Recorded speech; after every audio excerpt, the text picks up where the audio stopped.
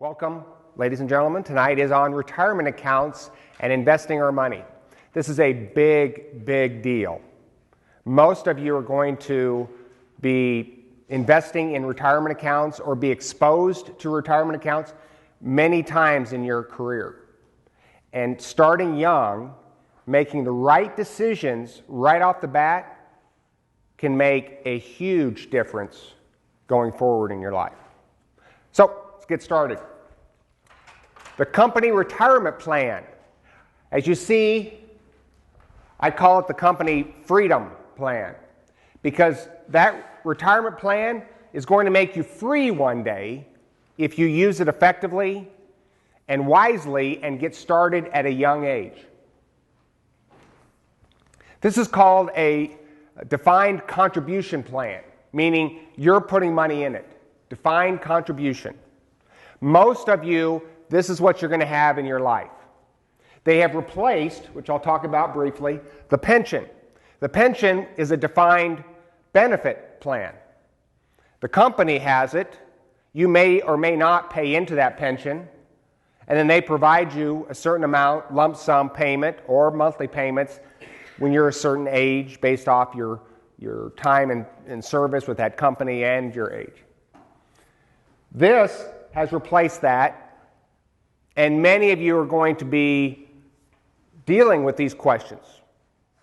401k, 403b, 457, TSP, those are all company retirement plans, but they go by different names because of where you work. So a 401k would be like a public corporation. Maybe you work for John Deere. That's a 401k. 403b, it's for nonprofits. Think of schools. If you work for the University of Northern Iowa, you would have a 403b available to you. 457, those are run by states. So that's a state version of a 401k. If you work for the state of Iowa, the state of California. Yes, sir. If I work for a state school, do I have my choice of 403b or 457, or does it even matter? Well, whatever they provide, that's your option.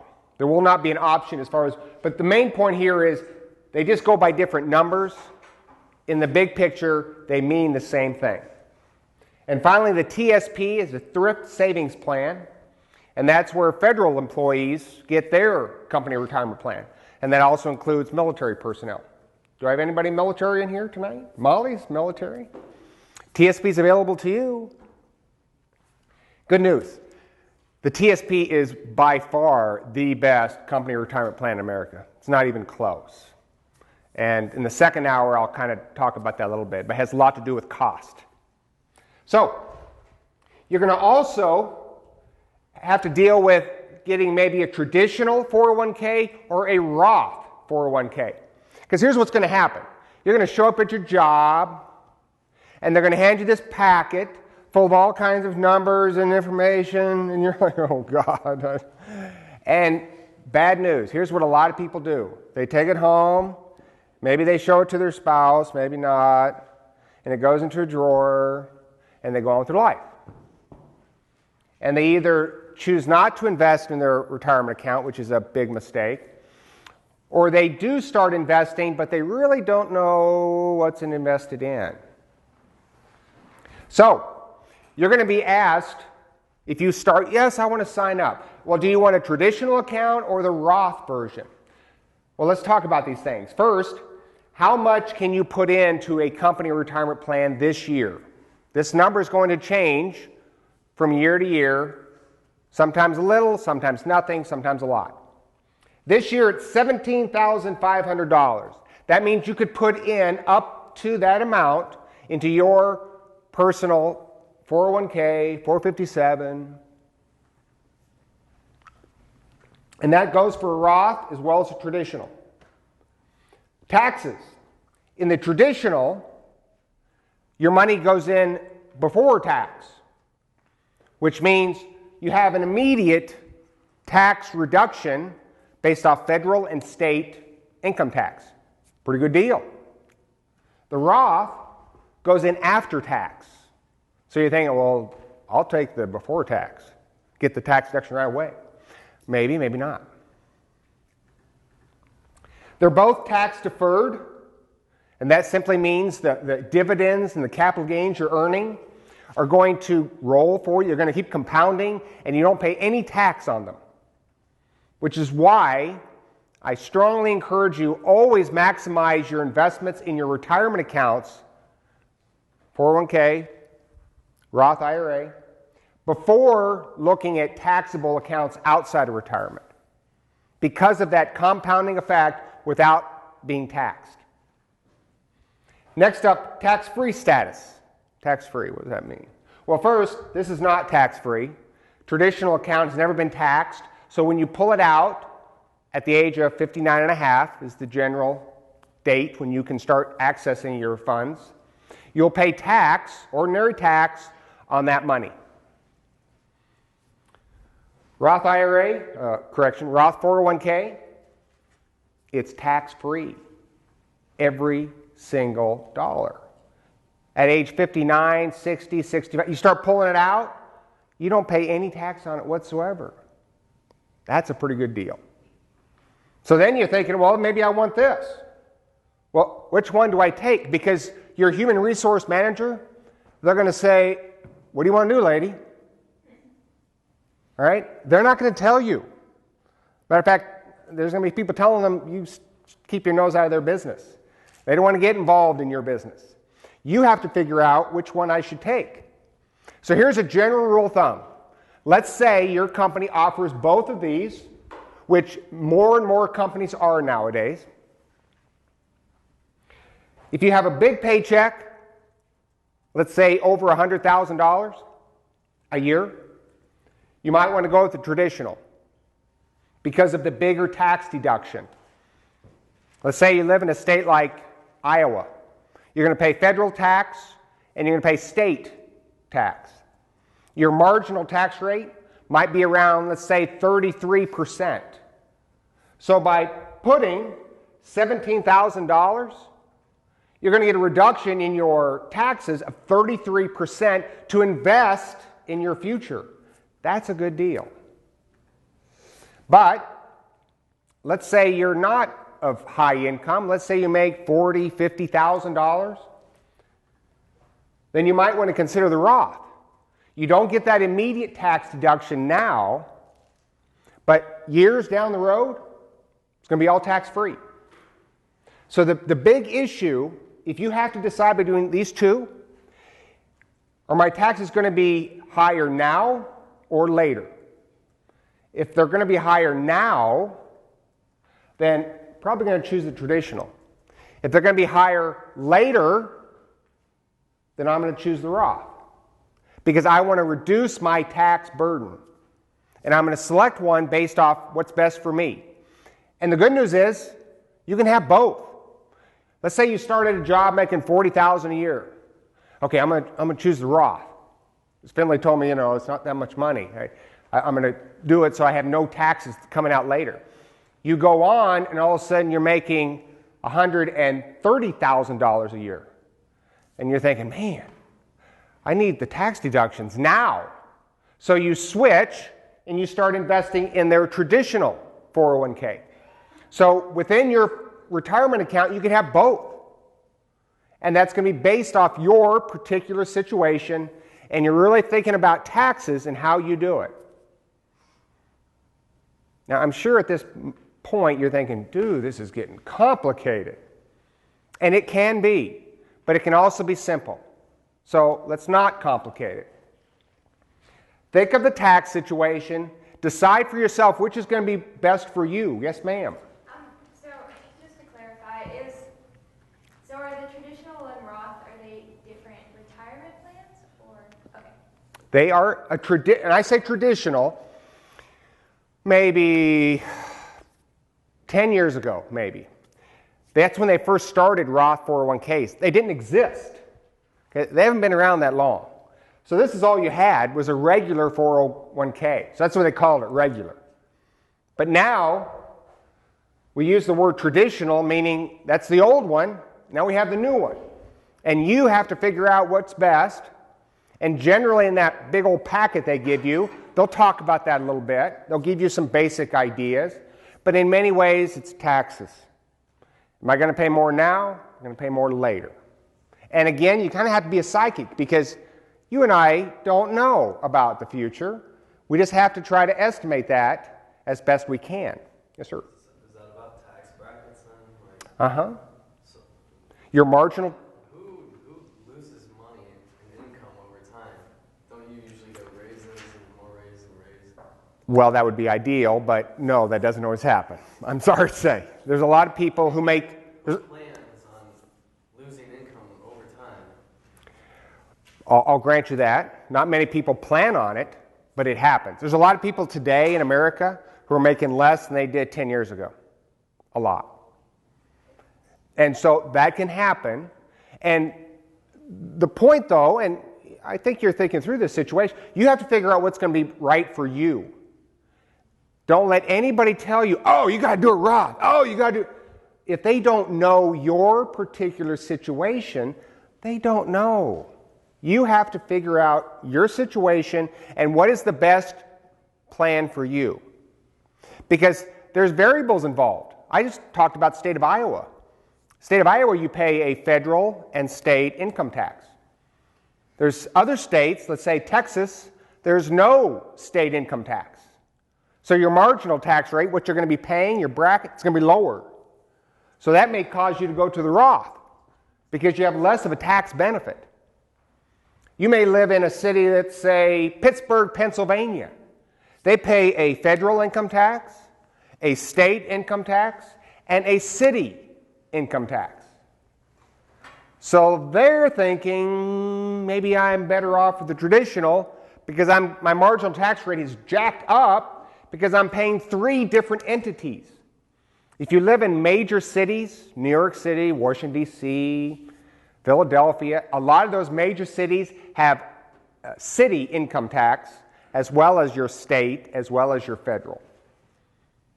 So when you're looking at taxes, what is it that you're paying in the state that you are currently working?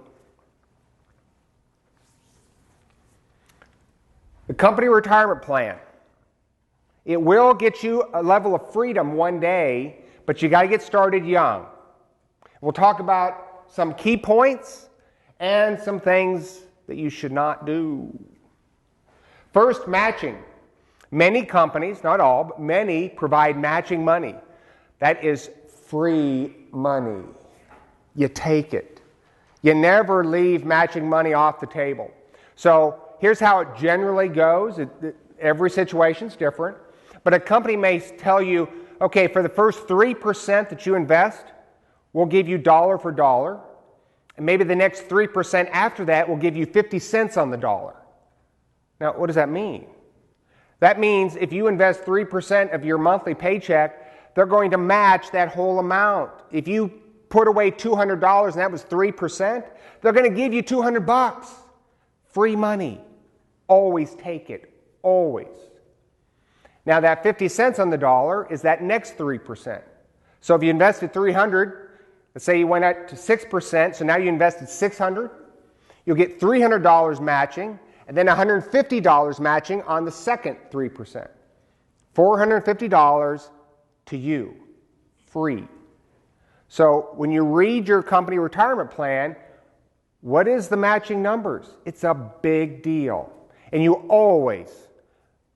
find a way to get every matching dollar possible. There are thousands of Americans, thousands, who don't take advantage of this. Somebody's walking up to you and giving you free money, and you're saying, no, I don't think so. No, don't need it. Don't let that happen, folks. Vesting. Vesting is the amount of time before you actually have access to that free money. So here's kind of how it goes. They're going to give you that free money, but there's a catch. You got to stay employed with them for a certain period of years before you actually get it. So it's going to go into this pool, and you may choose where it goes, but you can't touch it. You can't access it. It's still company money until you've been there over a period of time. Another general rule is a 5-year vesting period. So the first year, you've been there 1 year, you would receive 20% of the matching money. It would go to you. Year 2, you'd receive another 20, giving you 40%. Year 3, 60. Year 4, 80. Year 5, you'd get 100% of all of your money that was matched by your company. So that vesting period decides that. Now, some companies, it's all or nothing. They may tell you, listen, you stay here 5 years, you'll get it. You stay here less than 5, you get nothing.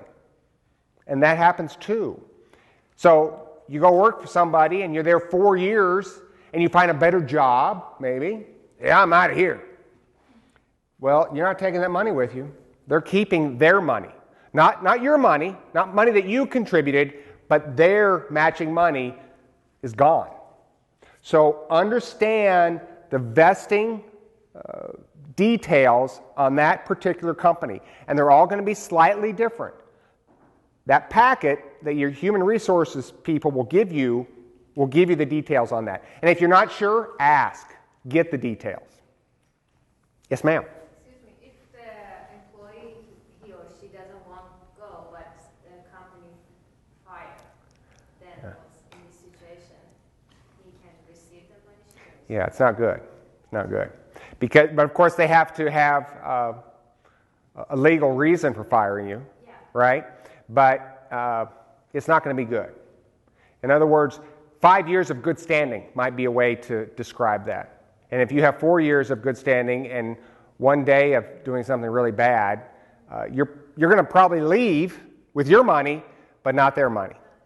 But each company has their rules, and there is no blanket statement saying that's going to apply to every work situation. But it will be contained in their policy statement, in that pamphlet that they give you. Everything about their company retirement plan should be in there. Okay, next up is the default. I asked a few of you questions on this. If I ask you if you have a 401k or TSP, yeah. So what's it invest in? It's in my 401k.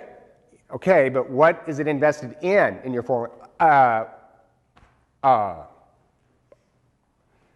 See, that's the normal answer I get. That's not good. That's not the answer you want to give. You want to have it specifically invested in the account or accounts in your retirement plan that you've selected based off your situation, your time horizon, your risk tolerance, and your goals. So, where they normally go, the default is a very safe and conservative place. In other words, your initial contributions go to maybe a money market fund, which is cash, or maybe a very low-risk bond fund. You do not want to keep your money there. Those are the kind of funds you may earn 2, 3, 4% in over long periods of time. Your money is not going to grow in those kinds of accounts. The reason they put your money there is because, listen, we're not going to put your money in an account that's going to have market risk. It's going to be jumping all over the place. That's your call. Company doesn't want to get involved in that. They're just going to put your money in a safe place and say, there you go, right? The rest is up to you. So you want to look, where is my money and what other options do I have? But I encourage you, get out of those default accounts. Just investing in your 401k is not good enough. You have to invest wisely. And we always want to be concerned about cost. Cost. 401k plans are kind of notorious for having higher costs than they should. And it's because the people who manage them, large investment companies, they make a lot of money on those. So they provide you the kind of funds that are going to make them the most money. And that usually means higher management fees. You want to avoid those.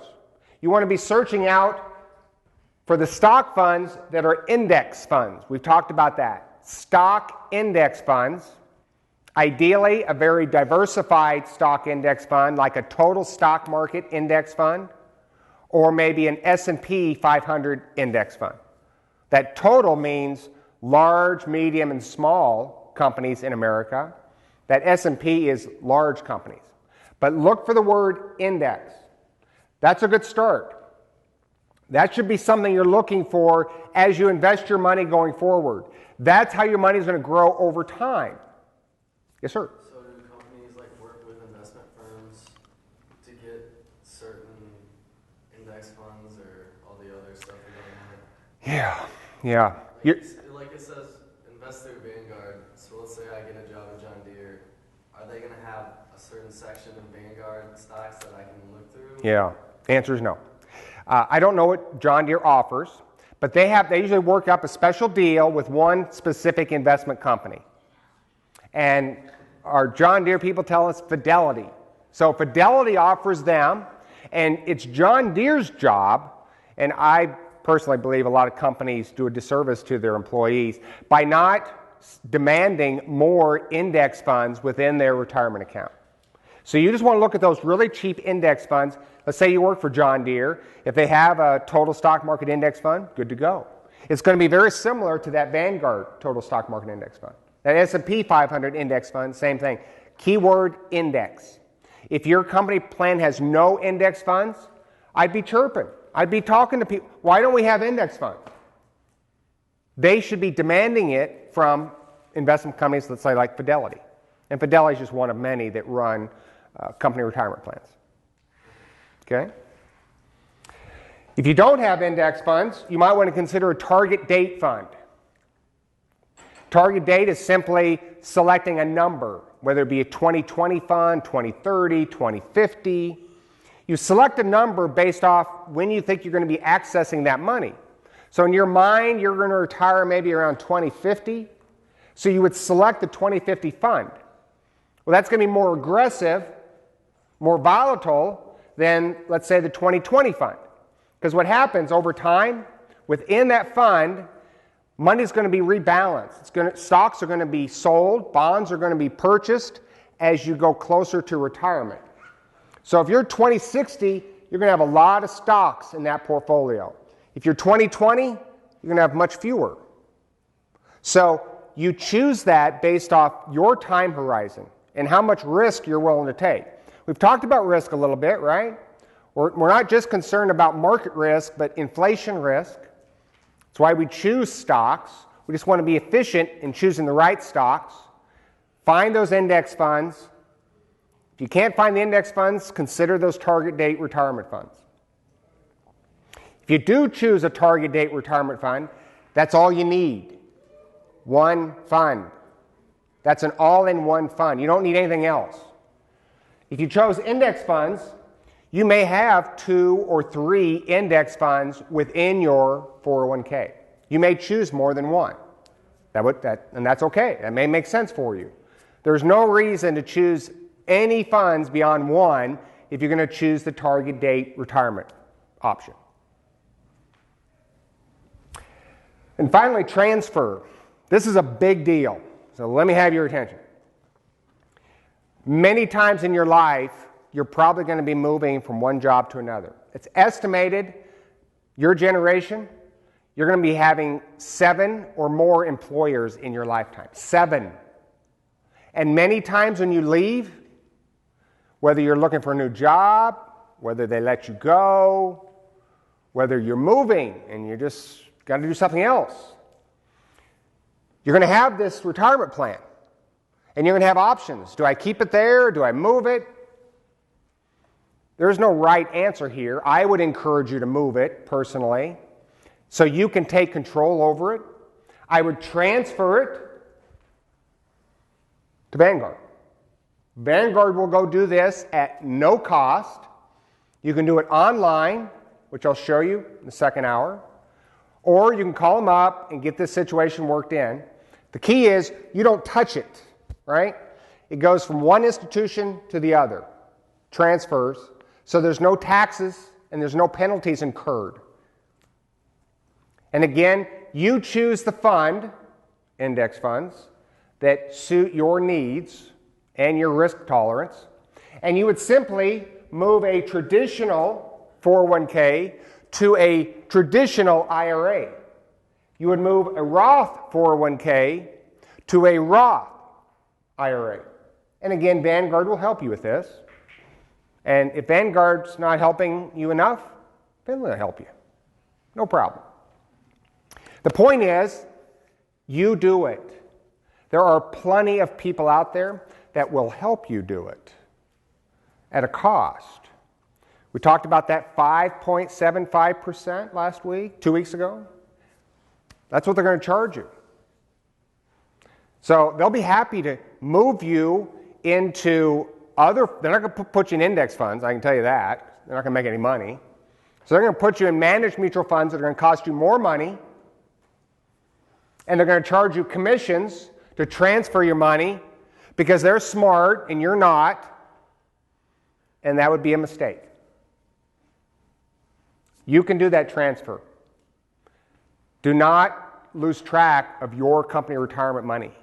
It's yours. So now the do nots. I'm sure some of you heard these things before. Do not cash it out. You'll pay a penalty, 10% penalty. You'll pay taxes on the money. There are certain exceptions for some real catastrophes that happen in your life. They're limited. Do not cash out your 401k. You're stealing from your future. That is not a liquid account that you access because you have an emergency. That's why we have an emergency account, a savings account separate from our 401k. Do not borrow against it. You're going to see that happen. You're all going to go to a workplace and you're going to see this stuff happen. You're going to hear people talk about it. Oh yeah, you borrow against it. No problem. You pay yourself back. No. Again, you're stealing from your future. It is a really, really bad idea. To prepare yourself for emergencies, you have an emergency savings account separately. Don't forget about it. Goes back to my point earlier. This is your money. Don't forget about where it's at. This is why I encourage you to take it with you. Not physically, but you contact Vanguard, you have them go get your money, put it in the account that you have, and what you may end up seeing over the next decade, 2 decades, 3 decades, you may have 5 or 6 transferred accounts in your Vanguard portfolio. But guess what? They're all there. You're tracking them. You're keeping the cost dramatically low. You know what it's doing. You know the plan. And they're not out there somewhere. It's your money. Don't listen to Bill. Who's Bill? Bill is in the break room. Bill is that guy saying, oh yeah, I made a lot of money on, let me show you how to sell all this stuff and buy this and then sell that and then buy that. Bill is in every break room. And if it's not Bill, it could be Bertha. Okay? I promise you they're there. And they're going to tell you how smart they are and how they mess with their 401k account to make money. Do not listen to Bill. Just nod your head and go, thanks, Bill. Yeah, I appreciate it. Bill does not know what he's doing. He may think he does. He may think he's so smart. But Bill could be falling for that Enron syndrome. We talked about Enron a little bit 2 weeks ago. As a reminder, Enron was a huge gas company. Stock was going up, up, and away. Individual people within that company, they had these mutual funds, right? Target date funds, maybe some index funds, invested in hundreds, if not thousands, of individual companies. And they saw that Enron stock going up and up. And they said, screw that. They sold their mutual funds and bought Enron stock. So now they were no longer diversified over the globe. They had one individual company, Enron. Their whole retirement savings was on Enron. And as the price went up, they were feeling pretty smart because, Bill told them to do it. And then the house of cards collapsed. The Enron officials were corrupt, they were crooks, and the company went bankrupt. And those people couldn't get out. They lost not only their jobs, but their entire retirement.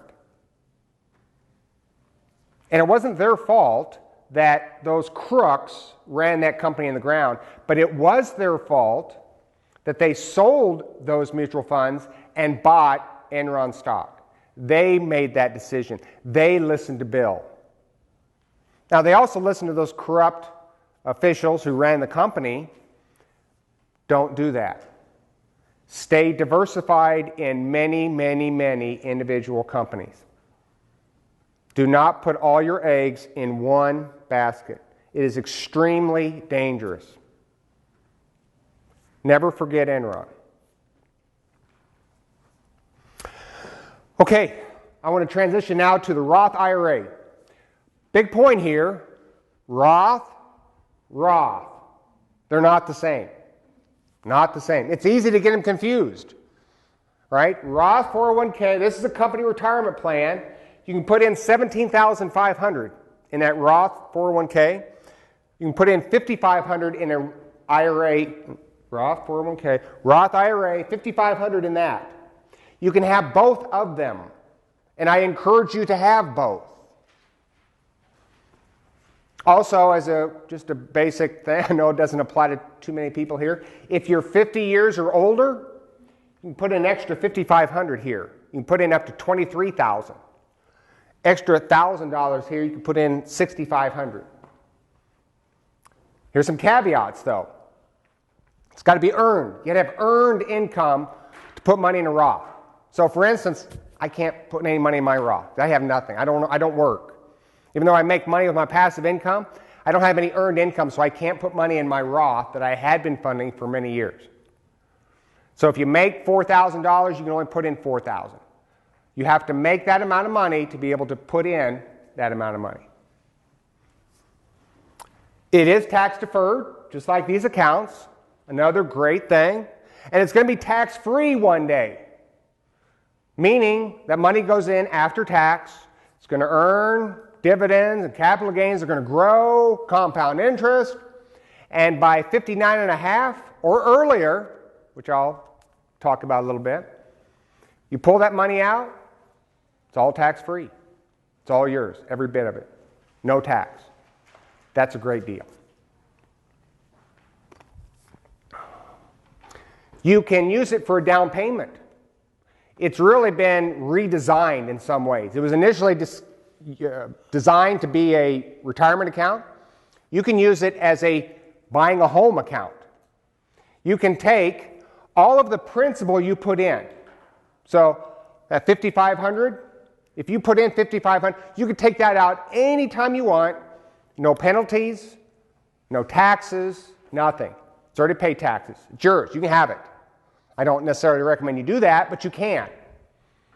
You can use that money as a down payment for a home and include $10,000 worth of earnings in that account. For example, you spend the next 4 years putting in $5,000 in your Roth IRA. So 4 years you put in $20,000. Maybe your spouse put in $20,000. So both of you have $40,000. Each you have your own Roth IRA. And then you had a very good return on your money during that time, and you made, let's say, $8,000, both of you. You both could take $28,000 each, $56,000, and use it for a first-time home buyer down payment. And the only tax you would pay is on that $8,000 each that you made, and there would be no penalties. That's one of the exceptions for a Roth IRA. It's a very good home purchasing account. I would consider it, yes, sir. So if you take it out before you're 59 and a half, then you do have to pay taxes on your interest, and after 59 and a half, you wouldn't have to pay taxes on the interest. That is correct. That is correct. And it's only under those exceptions that you can take it out. If you take it out earlier, you pay penalties on your earnings. But on the actual money you put in, you can take that out anytime you want, under any situations. So I'll go that right here. Emergencies, you could use that as kind of a backup emergency account. That's what your Roth IRA can be used for. If you needed, let's say, $5,000 in an emergency and you had $3,000 in your emergency savings account, you could go get $2,000 out of the principal that you had paid into your Roth. No penalty, no taxes, no nothing. So it's kind of like a backup emergency account. You could always use it for education. That's one of the exceptions too. You can use that money up to a certain amount, $10,000 for a down payment. These exceptions are used to provide you opportunities to use this account for something other than retirement. Yes, sir? So it's not just in the, like, let's say 1 year you put like 1,200 and then the second year you put 1,200, so it's not like just how much you put in it for that year. It's your total principal amount that you put in throughout the whole year. So. That's exactly right. So in that case, you had $2,400, and you could pull $2,400 out whenever you wanted to. No penalties. Nothing. Okay? Now, the only penalties you may have if you made the mistake, which I know none of you would, which would be to go through a salesman and you'd be paying commissions, and they may have Class B sales load, meaning you pay commissions when you sell it. But you're too smart for that. So, all these are options. How much? This year, $5,500. It went up $500 from last year. That number is going to change each year. You can do a simple Google search and find that out. Where do you put it? To me, it's a no-brainer, folks. I'd go to Vanguard.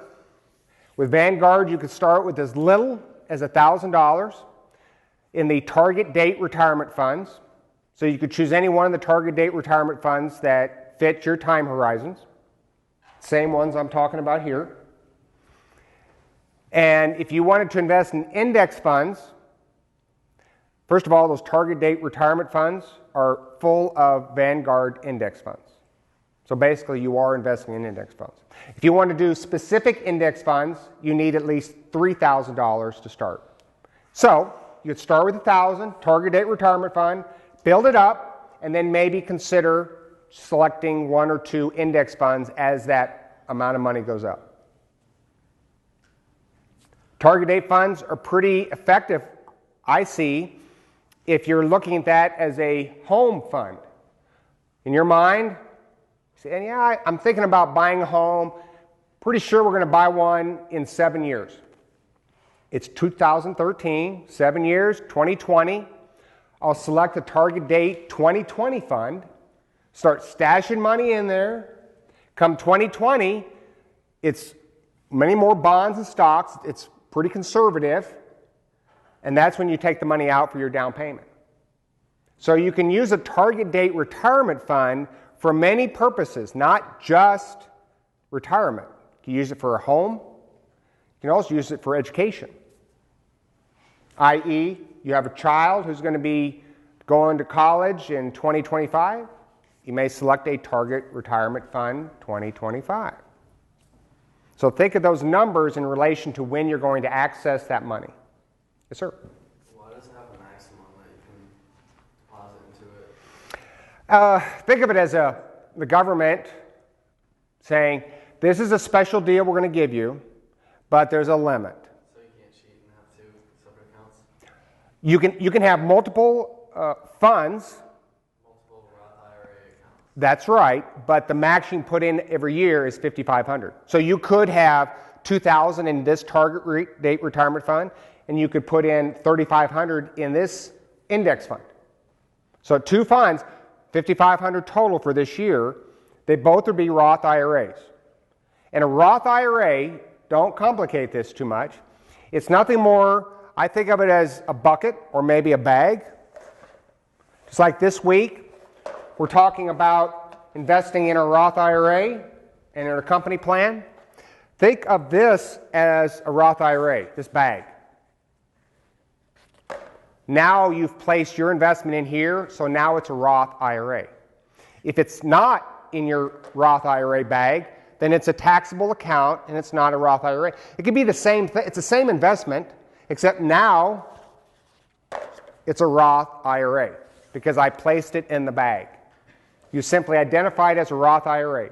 You can have a Roth IRA in many places, not just Vanguard, banks, credit unions. I encourage you to look at Vanguard because of the very cheap prices and the options you have available to you. So you can have like 4 Roth IRAs, but only those 4 Correct. Correct. You can't have like $5,500 this one, that one, and that one. Per year. Per year. But, yeah, for like 2013, you can only have that much per all of them that you have. That is correct. And so what happens is people tend to have more Roth funds as their account gets bigger. So initially, one is just fine.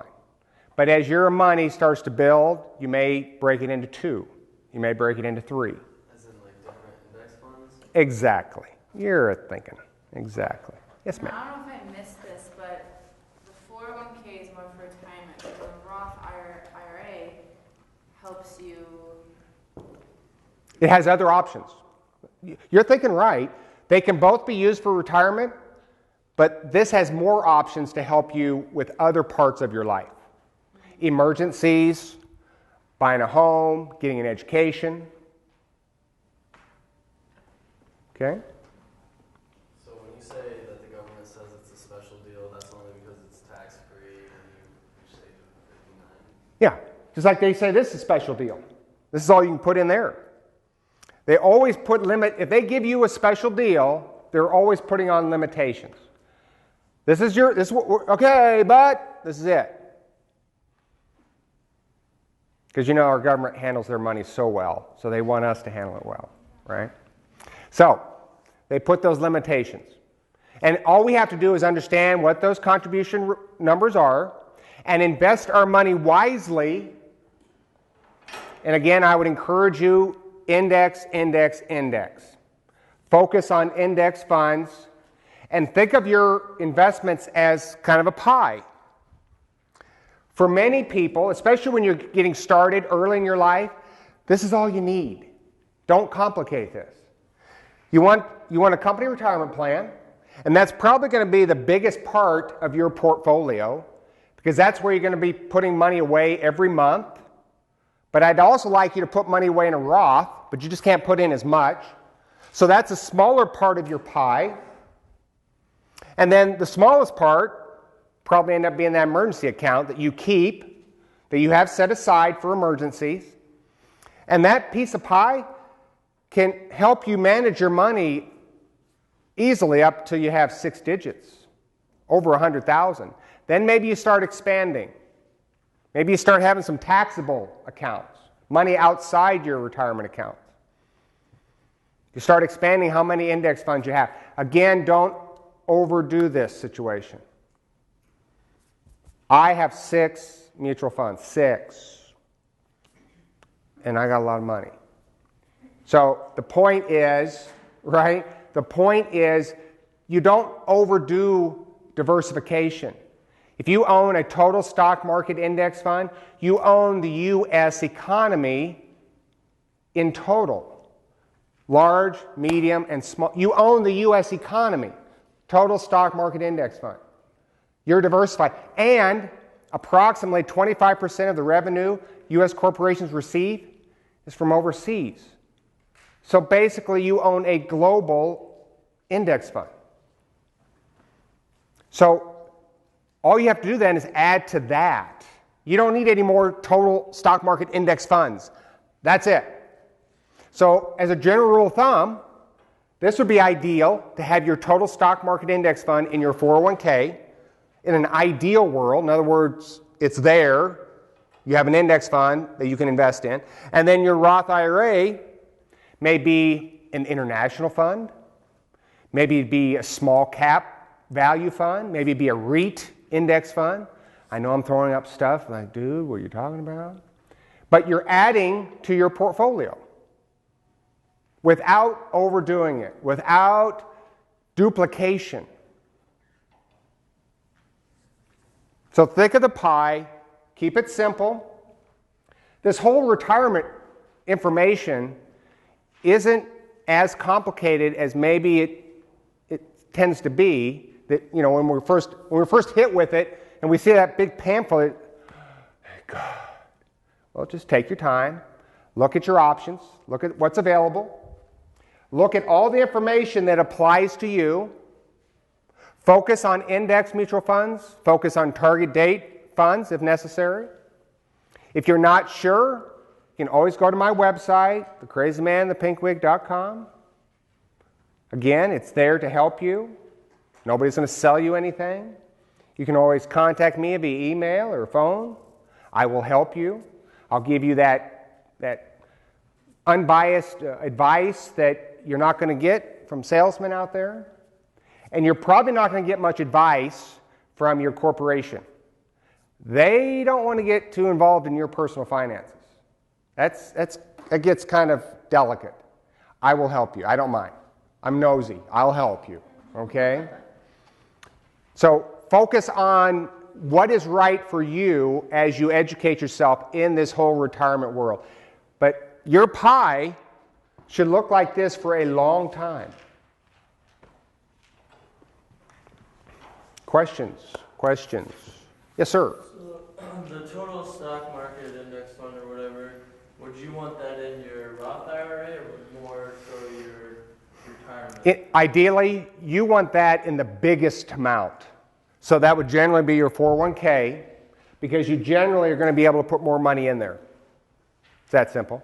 But the reason I say ideally, you don't get to choose what's in your 401k option menu. Your company is going to say we have 10, 12, 15 different mutual funds. That's it. Take it or leave it. And you have to make the best choice of those. And the only index fund you may have in there is, let's say, the S&P 500. Okay, so you go with that, but that's just large companies. You're missing out on the middle and small companies in America. So what do? Well, you go to Roth IRA. Bingo. And Vanguard has a small cap index fund, right? They have all the index funds you would need to cover the information I've covered tonight. Okay? Gave you a lot of information. Remember, you can always go to my website to go back to review this information. Big point, that default, folks, don't let it sit in that default. You have to go in there and move your money to the right accounts that are going to serve your needs. If you don't know where your money's at in your retirement account right now, it's likely it's in the default. Okay? Okay, question of the night. Good luck. When considering between a traditional 401k and a Roth 401k, what should you be most concerned about? What is the key question you're asking yourself? Do I choose the traditional or do I choose the Roth version? Which one do I choose? What's that determiner?